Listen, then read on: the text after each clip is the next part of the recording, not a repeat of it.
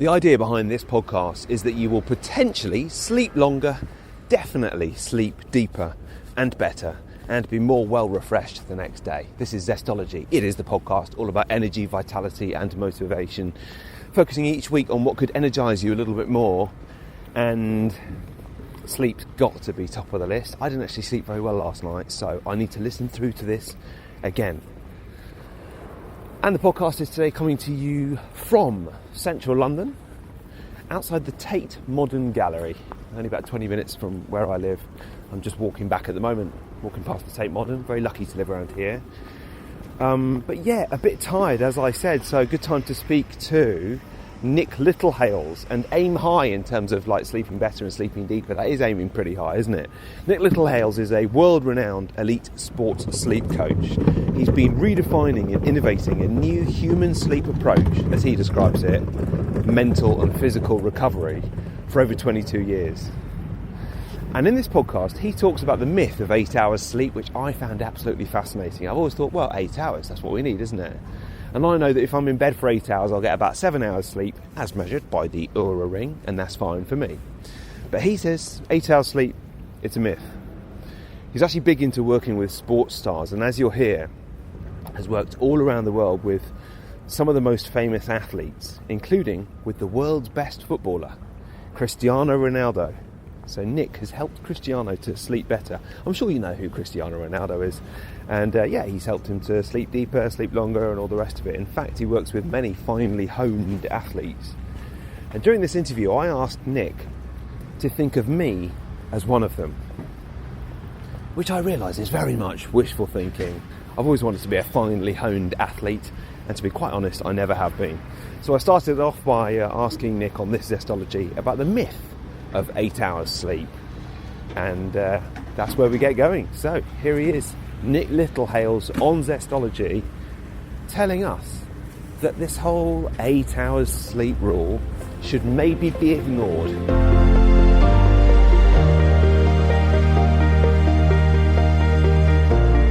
Where it all sort of stems from is within a 24-hour period, a healthy human being who's completely engaged with the circadian rhythms of the day, which is the sun going around our planet. So as a human being with a brain and the sun going around our planet, nothing can change that. So it's our relationship with that process and how we recover naturally within that process. About 30% of that 24 hours, we need to be in a recovery state. And that's where 8 comes from 30% odd of 24. Now, the thing about it is that up until the electric light bulb was created, we were pretty much dependent on that sun-up and sundown process. But when we invented light, and it's gone on, become far more significant in today's world, we started to try and get all of those 8 hours just in one block at night.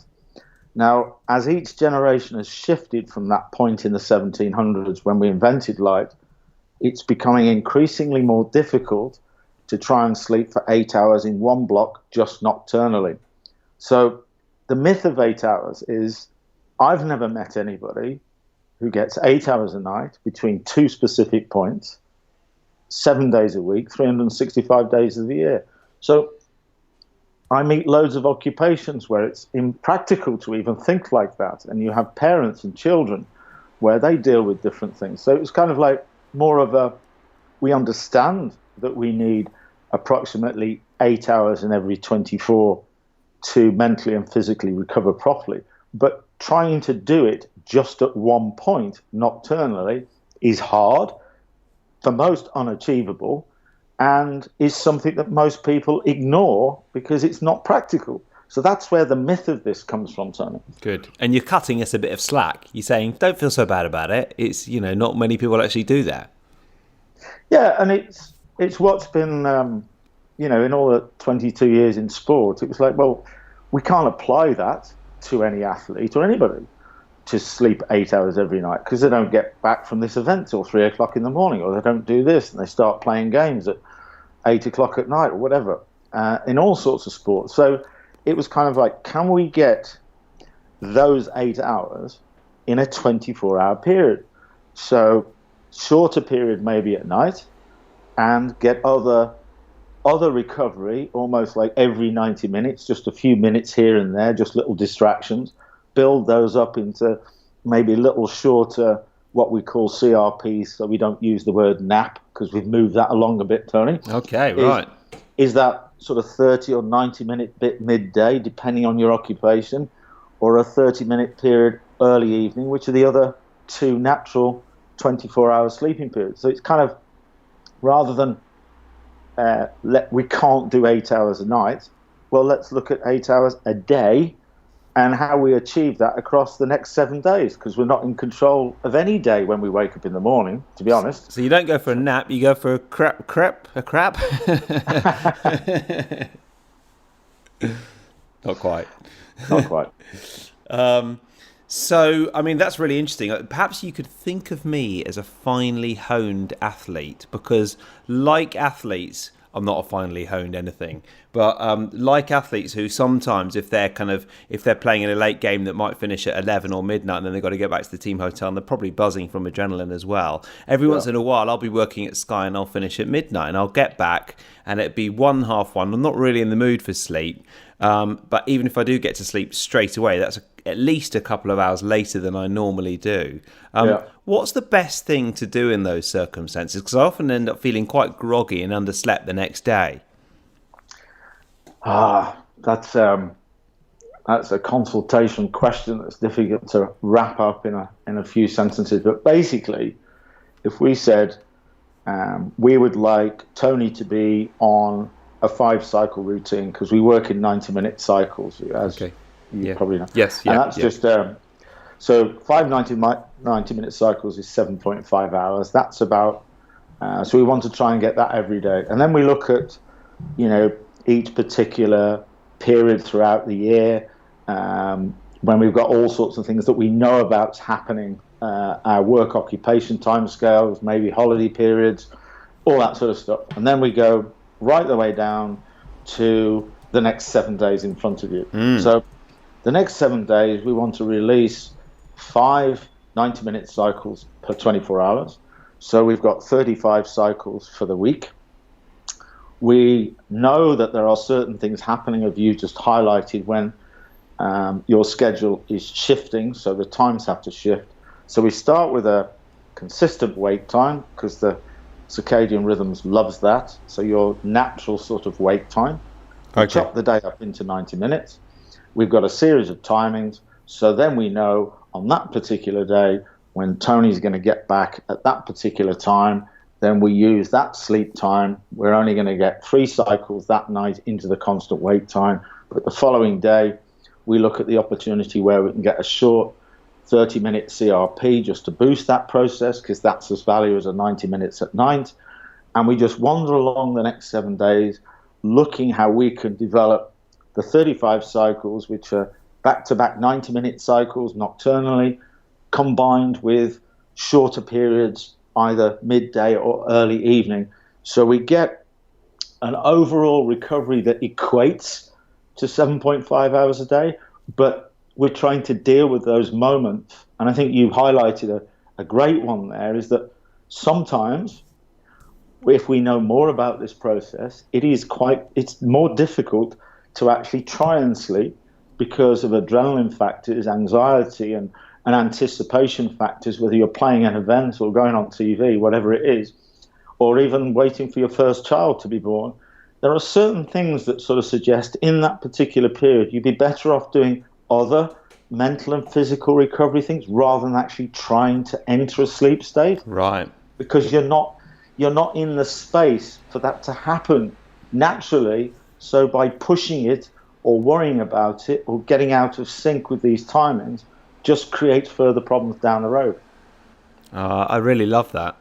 And so, I mean, and I remember you talking before about this kind of consistency in terms of wake up time and a consistent wake up time. Is that really quite important?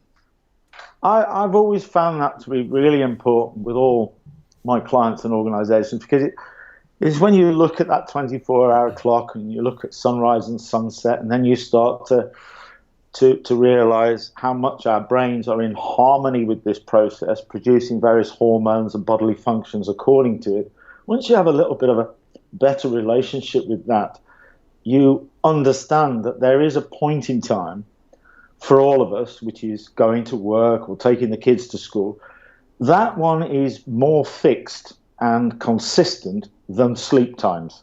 So I like to always start with this consistent wake time. I'm not saying it's constant. I'm just saying it's consistent. And mine has been around 6:30 for quite a long time.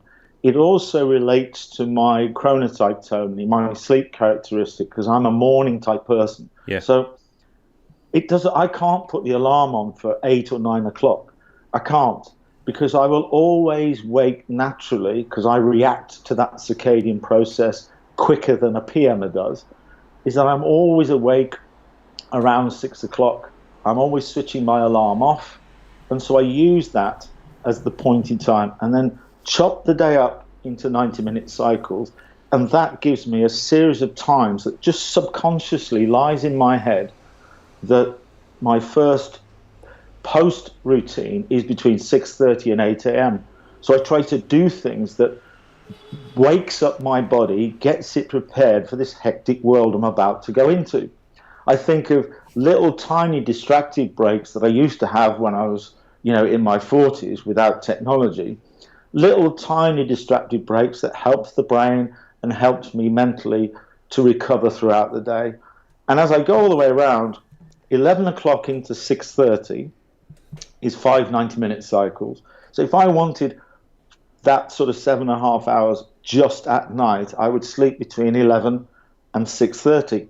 But to be honest with you, every day that I wake up, I might think like that, but things happen that are out of my control. Some are very positive, like Tony says, come on, Nick, it's still the summer, let's go riding our bikes tonight. But he only mentioned that at lunchtime to me. I don't want to be restricted in a routine that says I've got to sleep between 11 and 6:30. So like you pointed out earlier, if there's a point where I would sleep, then the next slot along is 12:30. The next slot along is 2 o'clock, and then 3:30 and 5 a.m. into 6:30. So if I have to get up earlier to catch trains and planes and whatever, then I'll choose either 5 o'clock or 3:30, trying to keep some harmony with this process rather than a random time. If I want to go to sleep later, then it'll either be 11 or 12:30 or even 2. So if I know there's certain things going on, I don't worry about it. I just get on with it. But I do create the space so that I know that between 2 a.m. and 6:30, if I go into that process prepared well from what I've just been doing to create a bit of space before I try and go to sleep, I'm likely to roll through those cycles between 2 and 6:30, roll through them, not so disturbed, not waking up to go to the toilet, not tossing and turning. I'll roll through, wake up at the same time because we like that, and then a little break later on will keep it nice and balanced. And all we're trying to protect myself from is getting out of sync with that 24-hour process as much as possible, but also that business of going to bed earlier to try and catch up or sleeping later to catch up. It doesn't work like that, and that's why I love the start of your day, because it's a nice starting point to use this technique.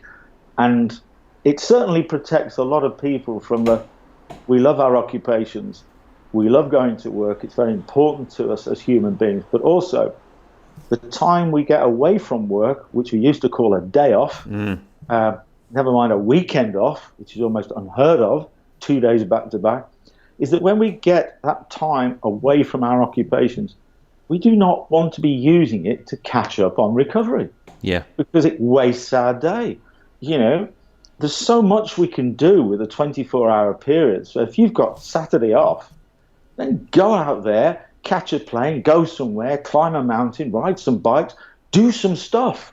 You don't want to be lying in and constantly catching up. And that's what this is all about with that constant wait time. It triggers a subconscious approach to maximizing and optimizing your mental and physical recovery over the next 7 days in front of you, and the 7 days after that, and the 7 days after that. Right. Yeah. And you saying it doesn't work. If you do try and which clearly I've been doing, overcompensate by then trying to wake up a couple of hours later, it's just your body doesn't react to that sleep in quite the same way. And presumably there is something about that sense of routine which your body just thinks is taken care of. You don't have to worry about it. You don't have to make any decisions. This is what I do. Yes. Yeah. And it's like most things as coach, you can't tell somebody to chill out. You know, you can't tell somebody to stop worrying about something. You basically start a little process so they end up not worrying about it. They feel more in control of it. That myth of, I need 8 hours a night, otherwise I'm going to die, and I won't be able to achieve things. It starts to trigger a really nice process of, I am managing my recovery, I am managing my everyday. It's flexible, it's adaptable, but within a structure, not random. So some days I get up at 8 o'clock, some days I get up at 7:45, sometimes I get up at 5:36. All this sort of stuff. And you will know in the world that you've been living in, if you want to be a early morning presenter and wake at 3:30 in the morning and do all sorts of other things, there's no way you can structure this like this, but you need to have something that gives you more confidence, and that's what it does. Yeah. I've been using an Oura ring for the last, I think I used a Jawbone last time I spoke to you, but I use an Oura ring now, and the reason I do that is because you can turn off the Bluetooth on it. And I've noticed a couple of things in particular improve, it seems to me, the depth of quality of sleep. Now, I'm not sure how accurate the Oura ring is, but it seems to me that when I have a fairly light meal in the evening and I eat a bit earlier, that seems to improve my depth of sleep and my heart rate variability and everything else, as does switching off all the electronics near my head, including the actual plugs. Is that something that would tally up with other research or other people that you've spoken to? Yeah, it's what you've investigated my book and what I do, and we've spoken before and everything else, Tony. So you've got a lot more information than most. So you will be applying things that are improving your ability to recover whatever time you allow to do it. So at that particular point, once you've got that sort of myth of 8 hours in your head, once you've got that circadian rhythm in your head about your relationship with that, once you understand your chronotype, whether you're a morning or a nighttime person, once you start thinking in cycles rather than blocks of 8 hours all the time, then suddenly things that are proven and can measure and can add to. So while you can make a sort of light meal change or a electronics change or a light, control your light change, then they will actually have an effect and can have an effect. But in isolation, sticking a ring, taking an Oura ring, and you're doing everything else without that knowledge, it's unlikely to have any effect, right? So I think your experience is that the more you get to understand this process and redefine your approach, then there are interventions that will help. But you've just got to be a bit careful that you start measuring things without enough knowledge than you do about exercise and nutrition, which has been done to death. Because it's trying to find your own little balance of how things impact on you. Can you measure that? Can you do something about it? And more importantly, are you doing something about it to know that that could have an effect on the quality of your sleep? So are you doing it and are you controlling it? And even more importantly, not worrying about it if you didn't have that light meal, knowing what you can do to protect your recovery because you haven't had a light meal. Yes. Yeah, exactly. Yeah. And one of those things, and there's something we spoke about last time, was artificial light and how it kind of keeps your brain in awake mode. I think that is absolutely fascinating. It's been a theme a few times on this podcast, and I do have a fairly good pair of blue blocking glasses that I wear at night. Again, it's one of those things, it's been a hot summer, got to have the window open, there's a street light outside. It's sometimes hard to get that absolute optimal conditions. I don't want to be kind of running around worrying myself at 1 a.m. that there's a tiny streak of street light coming through the curtains. You know what I mean? I think the way this has developed, because, there's lots of devices come out because blue light became the sort of fear factor for not being able to sleep properly. And that's really about, not only my generation, but the younger generation. We've all got tech at the same time, and we're all trying to deal with its impacts. And some of these things do we get misunderstandings about how it is. The best one, I believe, is within that whole sort of redefined approach that we touched on, is that just understanding that we've got daylight saving time in certain parts of the world, including the UK. So we make it even more difficult for ourselves as human beings by shifting the clocks around. The principle is, every day there is an amount of blue light, daylight, available to the human. It's called sun up and sundown. When you get to midday, it's at its highest and you're most exposed to it. But then it starts to drop down as the sun shifts around. So if you just say, tap in your browser and go, today, the sun will rise there and set there. That means there is 12 hours, for example, of daylight available to me. Now, that's how much light I should have got in that day. Not anymore.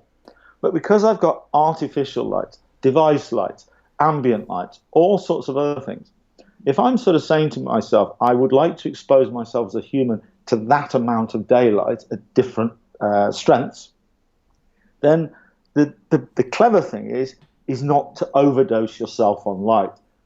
But the trick is it's not about being in complete darkness. Everywhere we go, in office spaces, around our homes, all sorts of places, because we're not spending all our time outside like we used to do, it's just this relationship with light and dark. So if I'm wandering around my office, I know that there's little places by the fridge, by the computer, over there in a different room, where the light is suppressed. I'm still active, I can still do things, it's just suppressed. So if I have a relationship with light, then every day I try not to overdose myself on light, and I try to spend, moments in time, say every 90 minutes, just in dimmer light or suppressed light, not the aggressive light from technology or office lights or the daylight outside. So once I get to the end of my day, I'm not sort of, have I been wearing my glasses? Have I shut my tech down last minute? It's just today I feel as though I've had a harmonized amount of light balanced with diminished light, also then balanced with dark light. So if I have to sleep somewhere where I can't control outside light coming into my room, and I can't do this and I can't do it, it doesn't worry me, because it's not going to impact on me as much if I completely overdosed on it from the moment I woke up right through to the final hour before I try to sleep.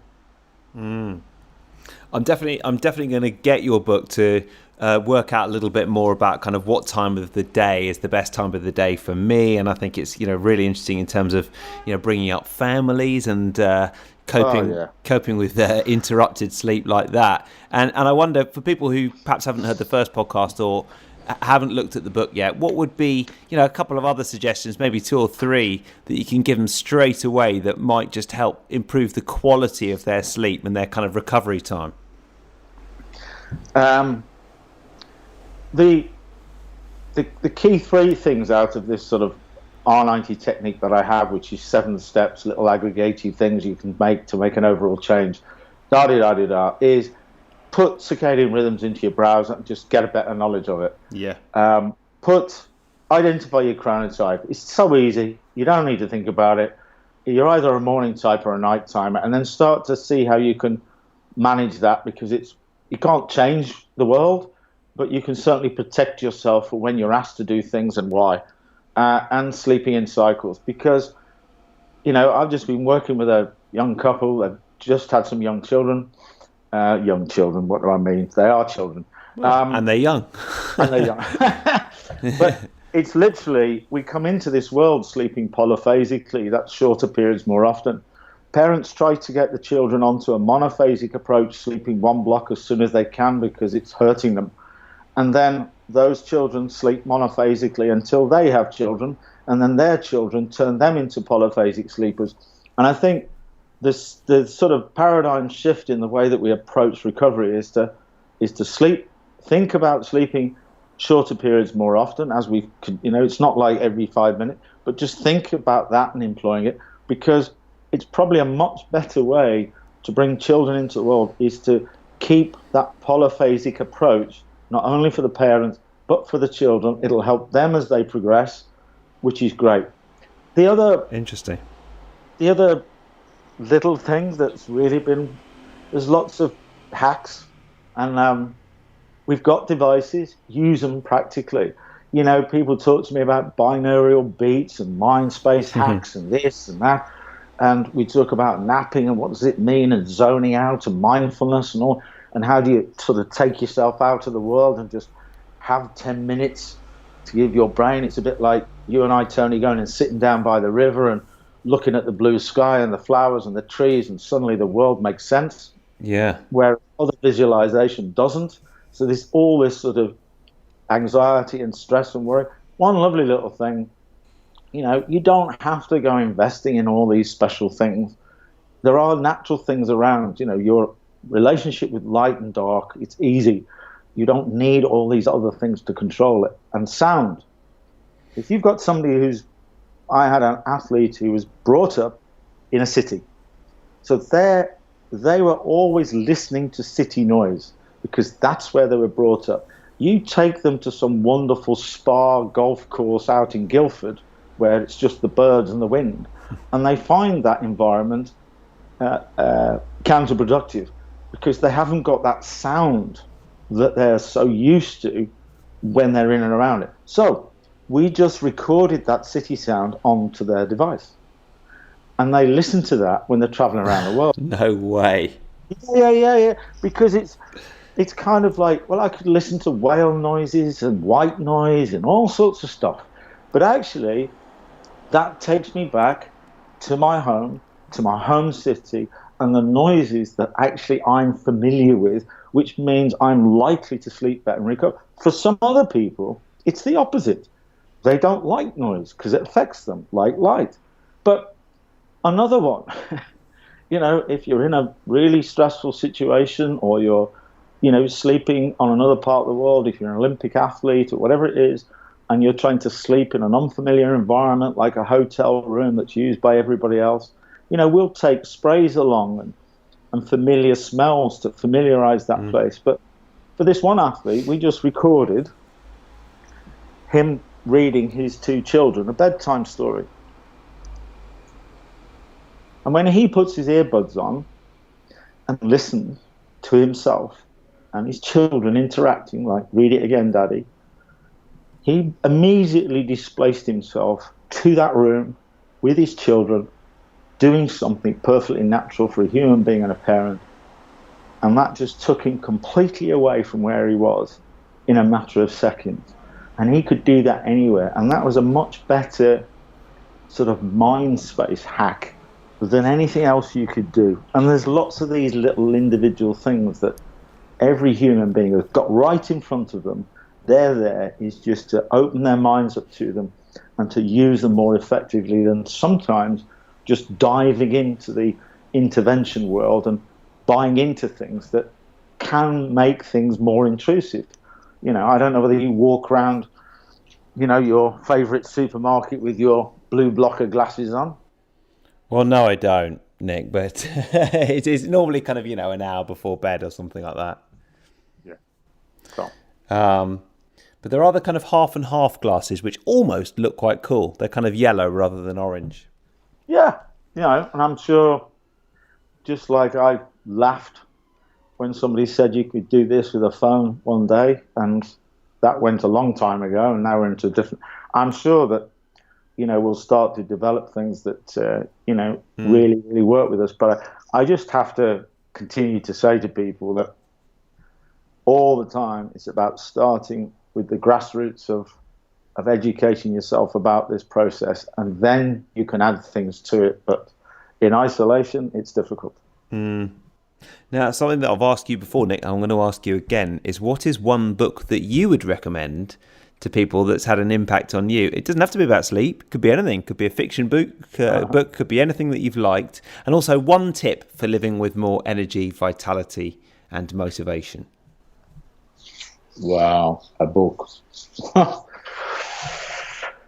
I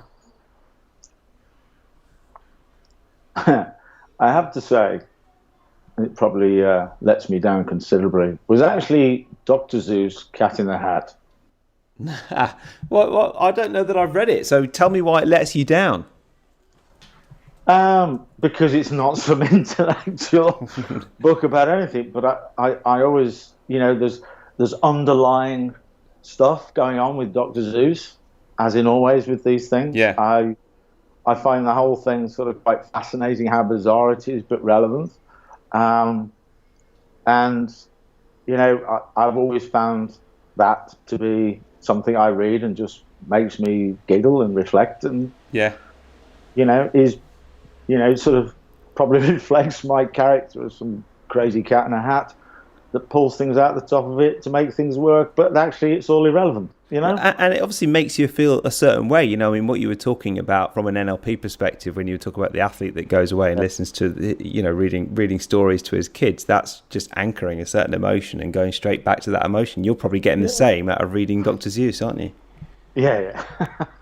Well, I've just Googled it, and it might well be in my Kindle basket. It doesn't look like it's going to take very long to read, but what about one tip then for living with more? And you've given us loads already, but if it had to be one thing, what would it be? I don't know what to say. You guys are far more into this world than I am, and all that sort of stuff. But I think as I wander around talking to athletes and sports science professionals and all sorts of things, it sounds such an obvious thing to do, but if you have a balanced approach to activity and recovery, and there is, you don't have to be sleeping, but just these little moments, these little gaps. So there's active recovery, there's sleep, and then there's the physical activity. If you get better balance, even with working with Olympic authorities now for Tokyo 2020, we put recovery as high as physical activity, because we can get more out of an athlete if they're approaching recovery as important. So little 5 minutes there, then do your activity, rather than a whole hour of activity, we get better data. The other one is just a healthy, balanced diet. They talk about it all the time. There's like, you go this way, you try and do that, you try and increase this level, that level, change your diet, do it to create more performance factors, whatever else. But I think for everybody is this healthy, balanced diet. You need treats. You need an approach to this that gives you reward, makes you happy, gets you all the things you need for your energy, and not just to be completely focused on very strict dietary routines, because that tends to create a mindset that can put you under more pressure trying to live your life. So unless you've done your batch cooking with all the stuff you want in it and nothing else, and you won't pick up an apple without knowing where it's come from and whether it's washed or clean, if you get into that world, it becomes obsessive and addictive behavior that doesn't create a healthy adult, and that ultimately, can reduce your energy, mood, and motivation to do anything.